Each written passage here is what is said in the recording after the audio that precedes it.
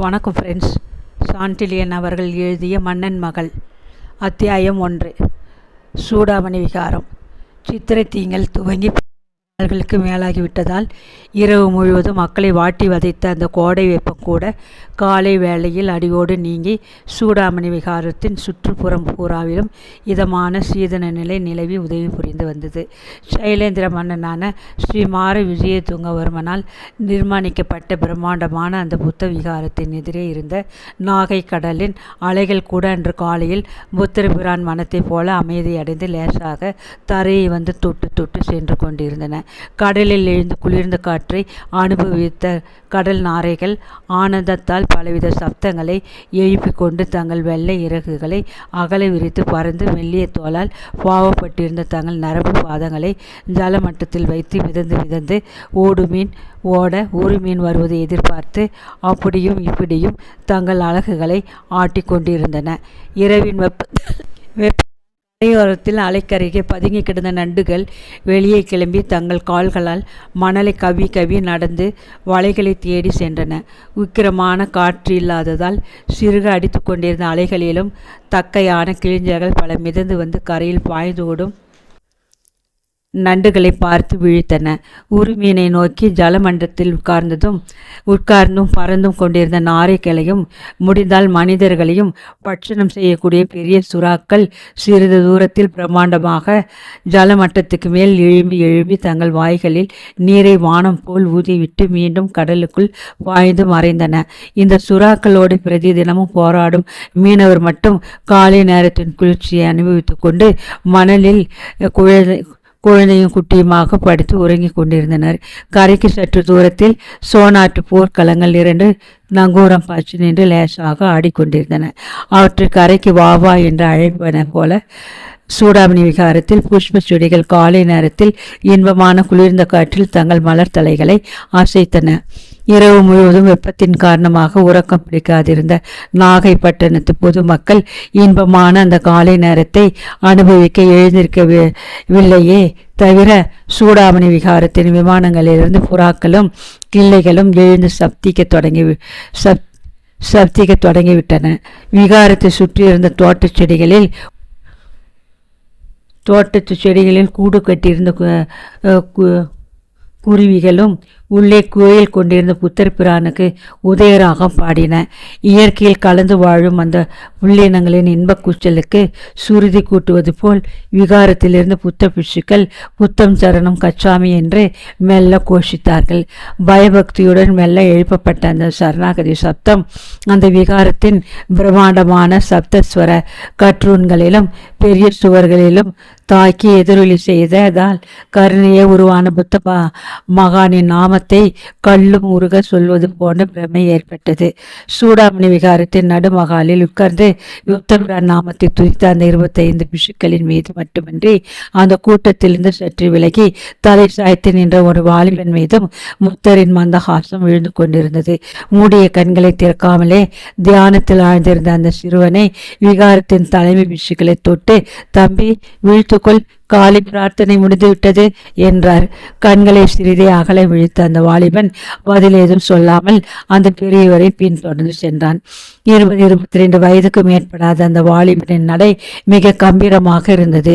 பிஷுக்களுக்குரிய காஷாய வஸ்திரத்தை அவன் அணிந்திருந்த போதிலும் காஷாயத்துக்கும் அவனுக்கும் எந்தவித சம்பந்தமும் இருக்க முடியாது என்பதை அவன் கைகளை ஆட்டி சென்ற தோரணை மட்டுமன்றி அவன் இடையில் வயிற்றுக்கு நேர் எதிரில் வேஷ்டியின் மடிப்பில் செருகியிருந்த உடைவாளும் நிரூபித்தது. தீர்க்கமான நாசியுடன் சந்திர பிம்பத்தையும் பழிக்கும்படி எழில் மிகுந்து கிடந்த அவனுடைய குழந்தை முகத்தை சுற்றிலும் நன்றாக வெட்டப்பட்டு சுருண்டி கிடந்த மயிர்கள் செந்தாமரையை சுற்றி வட்டமிடும் வண்டுகளைப் போல காட்சியளித்தன. அவ்வளவு அழகிய முகத்திலும் அழகாகவே திகழ்ந்த கண்கள் மட்டும் 2 கூறிய ஈட்டிகள் போல் ஜொலித்து கொண்டிருந்தன. மிக்க சுறுசுறுப்புடன் சதா அப்புறமும் இப்புறமும் சஞ்சரித்த அந்த கூறிய விழிகளில் இருந்த பார்வை அந்த வாலிபனின் சீரிய ஆராய்ச்சி நோக்கத்தை காட்டியது. அவனுடைய செவில உதடுகள் லேசாக மடிந்து கிடந்த மாதிரியிலிருந்து அவன் உள்ளத்தின் உறுதி நன்றாக தெரிந்தது. அந்த உறுதியை திட்டமாக பாதம் பாவி சென்று அவன் நடை நிரூபித்தது.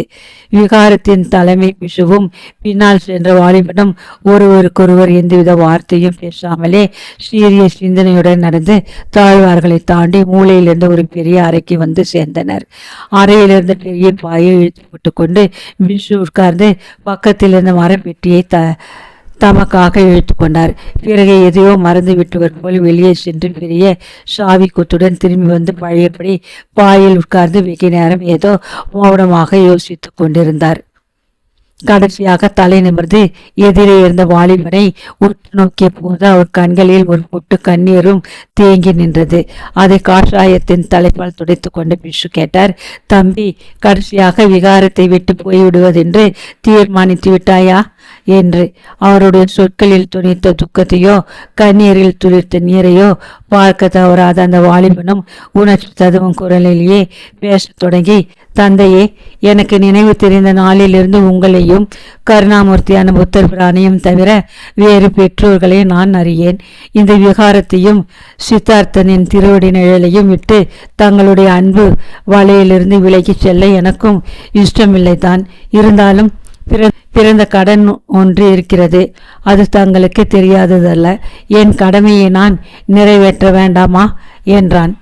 உன்னை அனாதரவாக விட்டு போன உன் தந்தைக்கு நீ செலுத்த வேண்டிய கடமை என்ன இருக்கிறது தம்பி? அதைவிட புத்த பகவானுக்கும் அந்த விகாரத்துக்கும் நீ உன்னை அர்ப்பணித்து கொண்டால் உலகத்துக்கு எத்தனையோ நன்மை செய்யலாமே என்றார் தலைமை பிஷு. தந்தையே, துறவு மனப்பான்மை எனக்கு இன்னமும் ஏற்படவில்லையே, அதற்கான வயதும் ஆகவில்லையே என்றான் வாலிபன். தம்பி, துறவரம் வயதை பொறுத்ததல்ல, மனதை பொறுத்தது. அதை பக்குவப்படுத்த நான் இருக்கிறேன் என்று சொன்னார் பெரியவர். பக்குவப்படுத்துவதற்கும் கடவுளின் கருணை வேண்டும் அல்லவா? களிமண்ணை பக்குவப்படுத்துவதற்கும் தண்ணீர் வேண்டும். அதை போலத்தான் மனித மனமும் அதை பக்குவப்படுத்த மனித முயற்சியோடு கடவுளின் கருணை ஆகிய தண்ணீரும் கலக்க வேண்டும். இதை நீங்களே சொல்லியிருக்கிறீர்களே என்று பதில் கூறிய வாலிபன் பெரியோர் முகம் சற்றே சுழிப்பதை கண்டான். அதற்கு காரணம் அவனுக்கு தெரியும். கடவுள் என்ற சொல் அவரது உள்ளத்தை சற்று உறுத்தியிருக்கிறது என்பதையும், அந்த சொல்லுக்கு பதில் புத்திரபிரான் கருணை என்று சொல்லியிருந்தால் அவருக்கு எத்தனையோ ஆனந்தமாயிருக்கும் என்பதையும் புரிந்து கொண்ட வாலிபன் உதடுகளில் நேர்சாக புன்முறுவலும் தோன்றியது. அவனின் உதடுகளில் உதயமான புன்முறுவலை கவனித்த பெரிய பிஷுவும் முகசுலப்பை வினாடியில் மறைத்து கொண்டு, தம்பி, புத்தர் கருணை மழை நீர் போன்றது, எல்லோருக்கும் சமமாக பெய்கிறது. உனக்கும் அது கிடைக்காது என்று ஏன் நினைக்கிறாய் என்று கேட்டார். தந்தையே, பிசுகு புத்தர் மீது அல்ல. புயலில் நீர் விளையவில்லை என்றால் அது மழையின் குற்றமல்ல என்றான் வாலிபன். உன் உள்ளம் விளையாட்டு உள்ளமல்ல தம்பி, சகல சாஸ்திரங்களையும் படித்திருக்கிறாயே என்றார் பெரியவர் மீண்டும். சாஸ்திரம் படித்திருக்கிறேன் உங்கள் கருணையால், ஆனால் சாந்தி பெறவில்லை. மனம் பெற்றோர்களை தேட துடிக்கிறது. உலக பந்தத்தில் இப்படி சிக்கியுள்ள மனம் துறவரத்துக்கு தகுந்ததல்ல. காஷாயம் மட்டும் துறவரத்துக்கு அடையாளம் என்றால் இப்பொழுதே நான் துறவிதான். அப்படி என்னை துறவியாக்கும் உத்தேசம் இருந்தால் எனக்கு சாஸ்திரங்களை மட்டும் கற்றுக் கொடுத்திருக்கலாம். எதற்காக போர் பயிற்சி அளித்தீர்கள் என்று வினவினான். உன் தந்தைக்கு நான் கொடுத்த வாக்குறுதியை காப்பாற்ற. அதுவும் நீ 5 வயதில் இங்கு வந்தாய். இந்த சிறு வயதுக்குள் பெரிய தர்க்க சாஸ்திரியாகி விடுவாய் என்று நான் எதிர்பார்க்கவில்லை தம்பி. தவிர இத்தனை பாசம் உன் மீது ஏற்படும் என்றும் எதிர்பார்க்கவில்லை என்று சொன்ன போது பெரியவரின் குரல் ஓரளவு தழுக்கவும் செய்தது. உலக பாசத்தில் இப்படி சிக்கியதற்காக அடுத்த வினாடி வெட்கப்பட்ட பெரிய பிஷு தமது உணர்ச்சிகளை அடக்கி கொண்டு, தம்பி, உன் தகப்பனுக்கு கொடுத்த வாக்குறுதியை நிறைவேற்றிவிட்டேன். நான் பௌத்தனானாலும் உன் தந்தையின் விருப்பப்படி உனக்கு சைவ சமய நூல்கள் அத்தனையும் கற்பித்து விட்டேன். வாழ்போரிலும் உனக்கு இணையானவர்கள் இன்றைய தமிழ் மண்டலத்தில் இருக்க முடியாது என்று பெரியவரை இடைமறித்த வாலிபன், என்ன அப்படி சொல்கிறீர்கள் என்று வினவினான். தலைமை பிஷுவின் உதடுகளில் புன்சிரிப்பு லேசாக தாண்டவமாடியது. தம்பி, இந்த துறவியும் ஒரு காலத்தில் மனிதர்களை வெட்டி சாய்த்து கொண்டிருந்த மகா பாதகன்தான். ஆனால் புத்திரபிரான் கருணையால் அந்த கொலை தொழிலிலிருந்து மீண்டேன். எனக்கு அளித்த கருணையை முத்தர் பகவான் உனக்கும் ஒரு நாள் அளிக்கட்டும் என்றார். அவர் பேச்சின் உட்கருத்தை வினாடியில் புரிந்து கொண்ட வாலிபன் ஆச்சரியம் ததுவும் கண்களுடன் அவரை உற்று பார்த்தான். அந்த புத்த பிட்சவும் ஒரு காலத்தில் பெரிய வீரராய் இருந்திருக்க வேண்டும் என்றும் பிறகு உலகை வெறுத்து துறவரம் கொண்டிருக்க வேண்டும் என்றும் அவனுடைய தென்னிந்திய புத்தியில் திட்டமாக பளிச்சிட்டது. தலைமை பிஷு தற்பெருமையை கூட எத்தனை சாமர்த்தியமாக வெளியிட்டார் என்பதை நினைத்த வாலிபன் உள்ளூரில் லேசாக நகைத்து கொண்டான். உன்னை போல் வாழ்வீரன் தமிழ் மண்டலத்தில் யாரும் இருக்க முடியாது என்று அவர் தன்னை புகழ்ந்ததிலிருந்தே குருவான அவருடைய தற்பெருமை உள்ளடங்கி நின்ற விசித்திரத்தை நினைத்து வியந்தான். தலைமை பிஷுவின் கூர்மையான புத்தியையும் ஆழ்ந்த ராஜதந்திரத்தையும் விசாலமான நோக்கத்தையும் பல சமயங்களில் அனுபவித்திருந்த அந்த வாலிபனுக்கு அவரை விட்டு பிரியவும் மனமில்லை. ஆனால் வாழ்க்கையின் கடமையை நினைத்து அந்த விகாரத்திலிருந்து வெளியேற நினைத்தான். அந்த எண்ணத்தை மீண்டும் வலியுறுத்த நினைத்த வாலிபன் பெரியவரை பார்த்து சொன்னான், தந்தையே, தாங்கள் சித்தப்படி நடக்கட்டும். என் வாழ்க்கை கடன் முடிந்து முத்தரபிரான் கருணையும் பிறக்குமானால் மீண்டும் இந்த விகாரம் வந்து உங்கள் உத்தரவுப்படி நடக்கிறேன். அதற்கிடையில் தாங்கள் சொல்லிக் கொடுத்த வாழ் பயிற்சிக்கும் வேலை கொடுக்க வேண்டாமா? பெரியவர் அவனை ஏறெடுத்து பார்த்து, தம்பி, வாழ்க்கையில் வாளுக்கு வேலை குறைவே இல்லை. மனிதர்களுக்கு ஆசை இருக்கும் வரையில் சச்சரவும் உண்டு. சச்சரவுக்கும் வரையில் போர்க்கருவிகளுக்கு வேலையும் உண்டு. அதுவும் கொந்தளிக்கும் நிலையில் உள்ள இந்த பாரத பூமியில் உன் வாளுக்கு என்ன, புத்திக்கும் நிறைய வேலை கிடைக்கும். கவுடலினுடைய அர்த்த சாஸ்திரத்தை பூராவாக படித்திருக்கும் உனக்கு ராஜதந்திரத்தை பற்றி சொல்லிக் கொடுக்க வேண்டியதில்லை. புராணங்களை தலைகீழாக அலசவல்ல உனக்கு போர் தந்திரங்களும் புதியதல்ல. புத்த சாஸ்திர வியூகங்களில் உனக்கு தெரியாதது என்ன இருக்கிறது என்றார். எல்லாம் ஏட்டு சுரக்காய் தானே என்றான் வாலிபன். ஏட்டு சுரக்காய் மனிதனுக்கு உரமூட்டும் உணவுக்கு பயன்படாது இருக்கலாம் தம்பி, ஆனால் மனிதர்களை கொல்ல கண்டிப்பாய் பயன்படும்.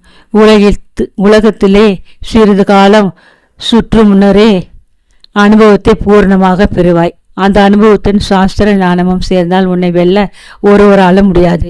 ஏதோ உன்னை தோத்திரம் செய்கிறேன் என்று நினைக்காதே, உண்மையை சொல்கிறேன். இத்தனை அறிவாளியான ஒருவன் நாச வேலைக்கு உடந்தையாக போகிறாயே என்று வருத்தத்துடன் சொல்கிறேன் என்றார். நான் என்ன உடனே சைனியத்தில் சேரப்போகிறேனா? நீ சேராவிட்டாலும் உன் நாடு விடாது. என் நாடு எது? இந்த நாடுதான் சோழ நாடு. இத்தனை திட்டவட்டமாக சொல்லும் நீங்கள் ஏன் என் தகப்பனார் இன்னார் என்று சொல்ல மறுக்கிறீர்கள்? மறுக்கவில்லை தம்பி, எனக்கே தெரியாது.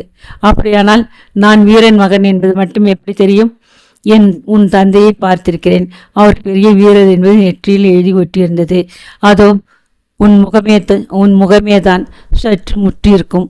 அதோ அந்த கூரிய பார்வை அவருக்கும் உண்டு என்று ஏதோ கனவில் பேசுவது போல் பேசிக்கொண்டு போன பெரியவர், தம்பி, அது மட்டுமல்ல, உனக்கு அவர் வைக்க சொன்ன பெயரும் எனக்கு சந்தேகத்தை அளித்தது என்றார். வாலிபன் கண்களில் திடீரென்று ஒரு பிரகாசம் தோன்றியது. எனக்கு என்ன பெயரை வைத்திருக்கிறீர்கள்? அதை கூட 20 வருஷமாக மறைத்து விட்டீர்களே. இங்குள்ள பிசுக்கள் எல்லாம் என்னை தம்பி என்று அழைக்கிறார்கள். வெளியே ஊரில் போனால் சின்ன சாமியார் என்று அழைக்கிறார்கள். நீங்கள் வைத்த பெயர்தான் என்ன என்று கேட்டான்.